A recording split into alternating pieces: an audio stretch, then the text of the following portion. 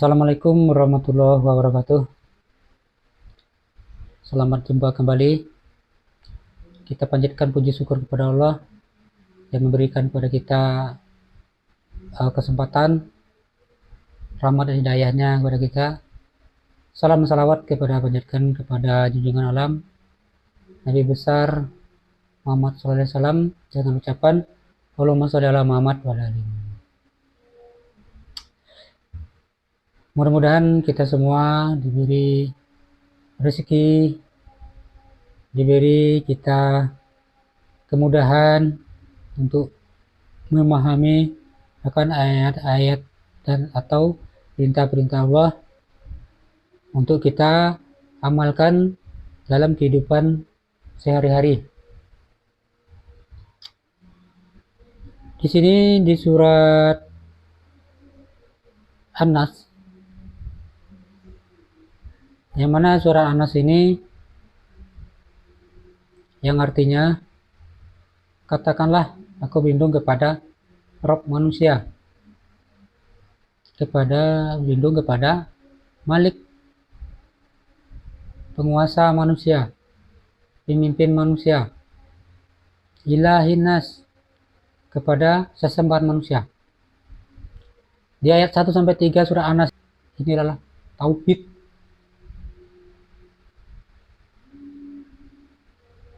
Rabbinas, para ulama menafsirkan Rabb ini pengatur, pemelihara, pencipta manusia. Jadi Allah ini adalah pemelihara, pengatur manusia. Yang berhak mengatur manusia adalah Allah, karena kita adalah ciptaannya. Jadi tidak berhak manusia atau selain Allah yang mengatur kita.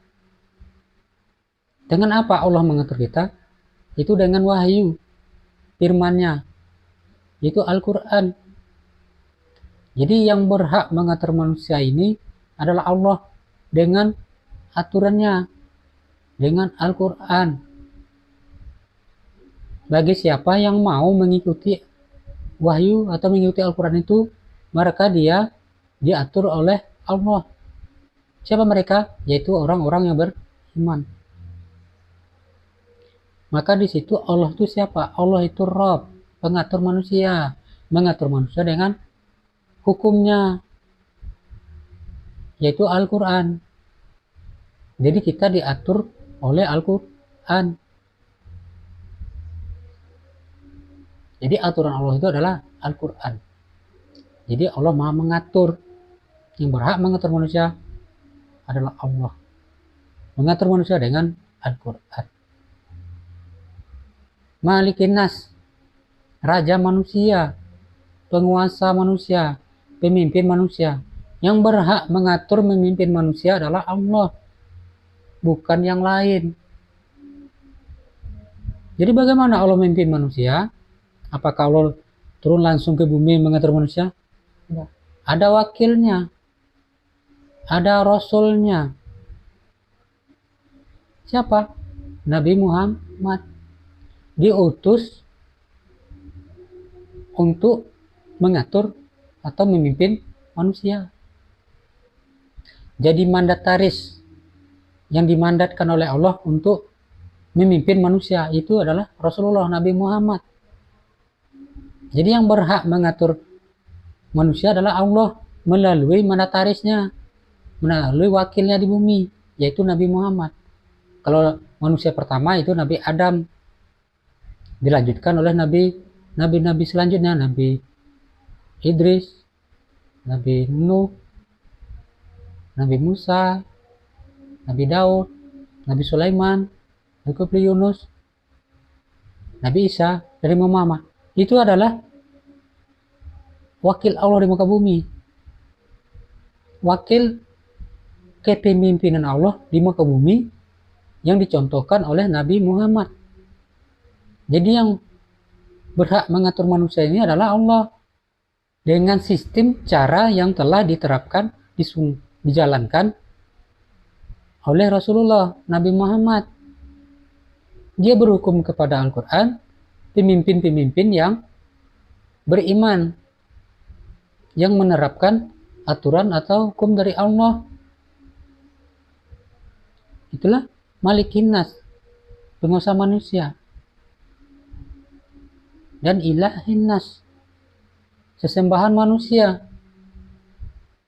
Jadi umat ini hanya menyembah atau mengabdi kepada Allah. Di lain ini katakan, tidak kuciptakan jin manusia hanya untuk beribadah kepadaku. Kalau di bahasa Arabnya tuh ibadah itu ain badal, ibadah abdi. Tidak kuciptakan jin manusia itu hanya untuk mengabdi kepadaku. Jadi persamaan kata abdi ini adalah pekerja, pesuruh, petugas, pelaksana, yang menjalankan, karyawan, pegawai Allah di muka bumi. Jadi kita ini bekerja untuk menjalankan semua apa yang Allah perintahkan. Kerja kita ini sebagai abdi, untuk mengabdi hanya kepada Allah, tidak kepada makhluk atau kepada benda. Di ayat lain dikatakan, sholatku, ibadahku, hidupku, matiku hanya untuk Allah. Jadi hidup mati ini bukan untuk yang lain, hanya untuk Allah. Kalau kita mempertahankan harta kita, hak kita, itu namanya berjuang membela diri kita. Karena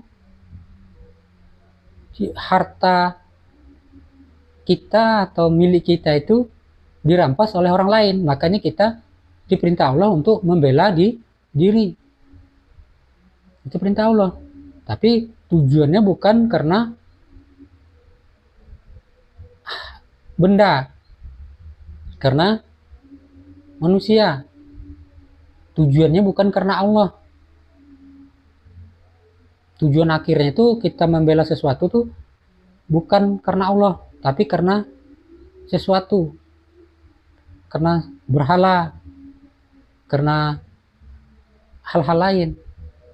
Makanya kita membela, mengabdi hanya kepada Allah, bukan mengabdi kepada yang lain. Itulah tauhid. Tauhid itu mengesahkan Allah, memurnikan ketaatan, pemahaman, ibadatan hanya kepada Allah.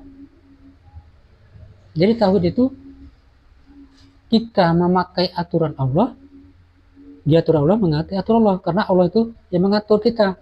Jadi kita memakai aturannya atau menjalankan ibadah aturan ini dengan Al-Quran. Dan pengabdian umatan ini umatan wahidah, hanya menyembah semata-mata hanya kepada Allah, bukan beribadah kepada benda atau berhala atau makhluk. Itulah tauhid yang suci, yang murni, bersih. Itulah tauhid. Jadi lawan tauhid ini adalah musyrik, syirik. Musyrik ini orangnya, syirik ini adalah sifatnya. Jadi lawan tauhid adalah syirik, bercampur. Allah ya Allah saja, itulah tauhid, suci, bersih, tidak bercampur. Esa, satu, tidak bercampur. Sedangkan syirik bercampur. Ibarat minuman, air minum yang jernih, kita celupkan teh, itu udah bercampur, tidak bersih lagi, tidak murni lagi. Itulah contohnya perbuatan syirik itu. Tidak bersih lagi, kotor. Yang bersih tadi, tauhid tadi, dicampur dengan yang kotor, yang batil. Jadi dia kotor. Maka Allah tidak ingin aturannya, agamanya ini kotor, bercampur dengan ajaran-ajaran yang lain. Ajaran-ajaran dibuat oleh manusia. Jadi bagaimana perbuatan syirik ini yang mencampurkan tauhid ini kepada syirik itu bagaimana? Ya Allah tadi mempunyai aturan. Aturan Allah dicampur dengan aturan manusia. Dan syirik. Contoh dalam ibadah, puasa, zakat, sholat, dicampur oleh aturan hukum-hukum perbuatan manusia. Jadi dia udah bercampur, nggak bersih lagi, nggak murni lagi. Mengatakan ini separuh haram, separuh halal. Nah itu udah campur, meragu-ragukan ibadah itu. Kita orang mukmin, orang beriman ini mengharapkan yang bersih supaya kita selamat nanti. Kalau kita syirik, kita akan dikutuk atau dimurkai oleh Allah, tidak terima, tidak diampuni oleh Allah nanti di akhirat. Kita pikirkan adalah akhirat, hidup setelah mati. Kalau kita memikirkan hidup di dunia ini saja, ya masa bodoh lah dengan semua perbuatan-perbuatan ini syirik, ini tauhid, nggak peduli. Tapi kita mikir ke bawah akhirat nanti ada pertanggungjawaban. Akan ditanya apa yang kita perbuat di bumi ini. Apakah telah menyekutukan Allah apa tidak? Allah akan bertanya, kamu menyekutukan aku. Mengakui ada kekuatan, kekuasaan yang lain selain aku. Kata Allah. Bahwa sebenarnya akulah yang mempunyai kekuasaan, pemilik langit bumi itu aku. Mengapa kau masih patuh taat kepada yang lain, bukan kepadaku? Pada yang lainnya itu tidak memakai aturanku, tidak memakai hukumku. Seharusnya kaum manusia itu orang yang betul beriman, orang Islam, pakailah aturanku biar selamat dunia akhirat. Tidak mencampurkan yang hak dengan batin. Tidak kotor ajaranku. Allah menginginkan ajaran Allah itu tidak kotor, tidak campur, aduk. Makanya di sini kita belajar supaya paham tauhid dan syirik. Jangan-jangan kita telah berbuat syirik. Mengakui Allah iya, mengakui selain Allah iya. Mengikuti aturan Allah ya, mengikuti aturan selain Allah ya juga. Ini kita harus hati mau introspeksi diri. Dunia ini adalah cobaan. Adalah ujian bagi kita dalam mencari kebenaran, dalam mengamalkan kebenaran. Biarpun kebenaran itu pahit, biarpun kebenaran itu menyakitkan bagi kita untuk menjalankannya, berat, seperti orang dahulu. Dalam menyampaikan kebenaran, mencari kebenaran, mengamalkan kebenaran, menjalankan tauhid, banyak cobaan ujiannya. Kita cari, jangan kita merasa sudah bersih, benar. Rupanya kita masih melakukan perbuatan syirik. Nah, inilah nasihat yang bisa saya sampaikan. Mudah-mudahan kita kembali bertauhid, mengesahkan Allah, supaya kita betul-betul bersih suci menghadap kepada Allah tanpa campur kotor hati kita, tanpa campur amalan kita. Mudah-mudahan bermanfaat pada kita semua. Biarpun kebenarannya pahit, tapi harus kita sampaikan. Jika tidak disampaikan, kita selama ini tidak paham, tidak tahu. Hanya sedikit ini saja yang bisa saya sampaikan. Mungkin banyak kekurangan, kekilapan, kesalahan. Itu karena datang dari kekurangan pada diri saya. Yang benar itu datang dari Allah. Dan saya akhiri wabillahi taufiq hidayah. Assalamualaikum warahmatullahi wabarakatuh.